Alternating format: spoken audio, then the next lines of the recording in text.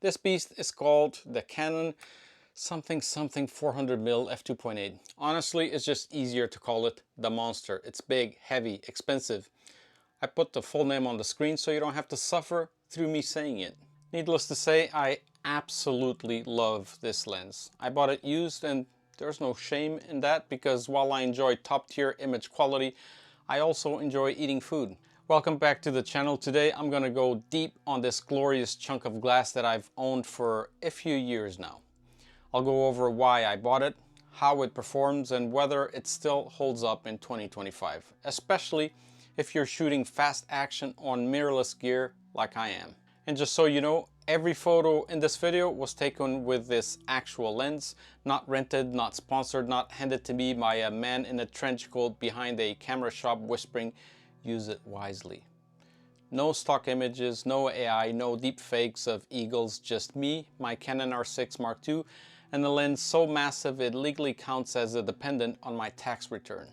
At one point, it blocked out the sun. I missed a shot, but I gained perspective. Just me, a Canon R6 Mark II, and a lens the size of a medieval weapon. Now, for a little bit of context and history, this lens was released back in 2011. The Mark II replaced the older, heavier version.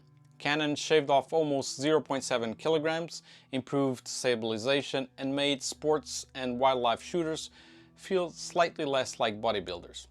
Even now, more than a decade later, it still holds its own, which is more than I can say for my knees after a 3-hour match. This lens is built like a tank, if tanks were made white and by Canon.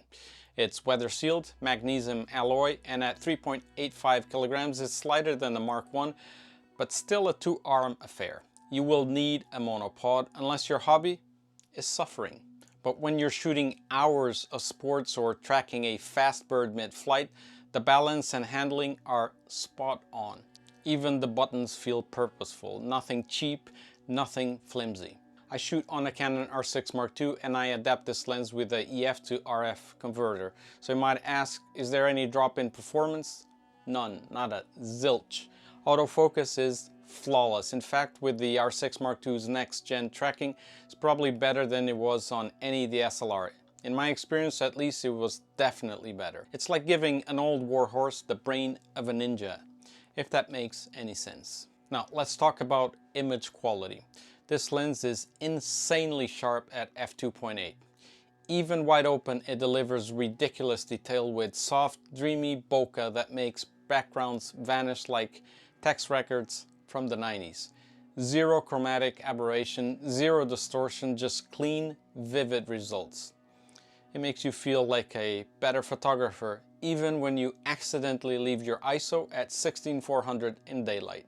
As for the autofocus and stabilization, it's snappy, precise, and eerily silent, like a ninja or a cat trained by MI5. Tracking is also brilliant, especially with the R6 Mark II's subject detection. It feels like the lens is thinking with you, not just reacting.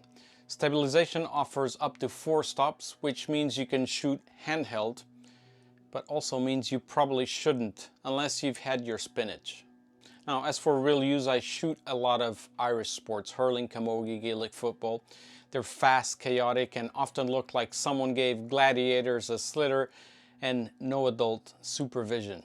This lens thrives in that madness. The reach is incredible, which is handy because Gaelic pitches are absolutely enormous, like scientifically proven to be 40% bigger than a regular sports field.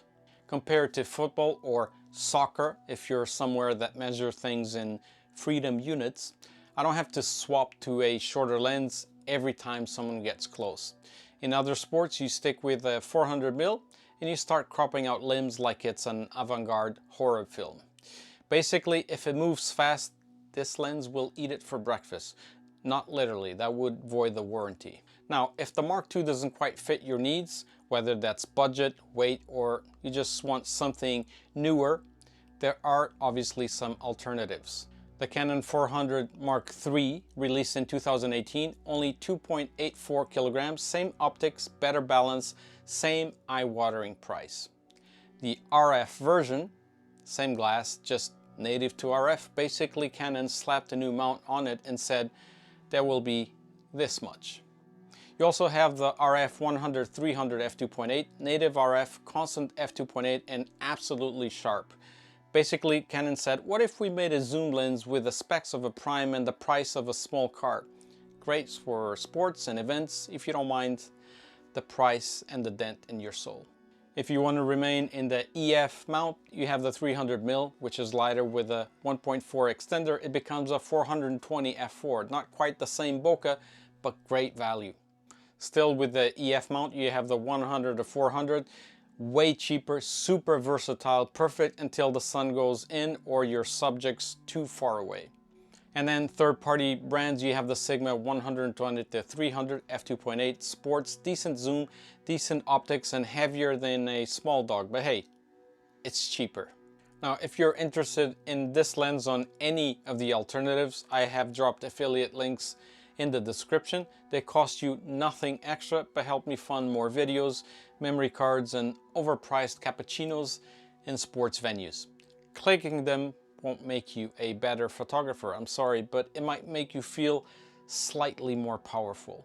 To summarize this video, look, I bought this lens used, and yes, it was still a big decision because anytime you spend this much money on a cylinder of glass and metal, your brain will briefly simulate a small financial crisis. But buying it used, honestly, it's the move. Just make sure you get it from a reputable dealer, one with proper buy protection, return policies, and ideally no vibes of back alley camera trade. You can shave off thousands off the original price. Thousands, that's a holiday, or like 2 full tanks of petrol in 2025.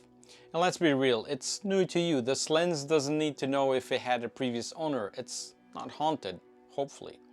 Once you're behind the viewfinder, all that matters is what it captures, and this thing captures absolute magic. It delivers pro-grade results without the should I remortgage the house price tag of the Mark III or the RF version. And paired with a modern mirrorless body like the R6 Mark II that I use, it doesn't feel old, it feels seasoned, like a wise elder with autofocus. Still heavy, still brilliant, still an absolute beast in 2025, and I wouldn't trade it for anything, except maybe a chiropractor.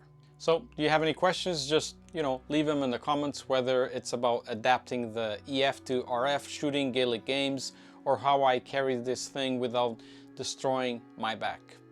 And if Canon ever decides to send me the Mark III or the RF version, or I hit the lottery, then I'll do a showdown for sure. Until then, hitting subscribe helps me keep that dream alive. Gently tap it or smash it, your choice. Thank you so much for watching, and I'll see you on the sidelines. Probably leaning on a monopod, hoping someone brings some snacks. Until then, take it easy, guys. Stay safe.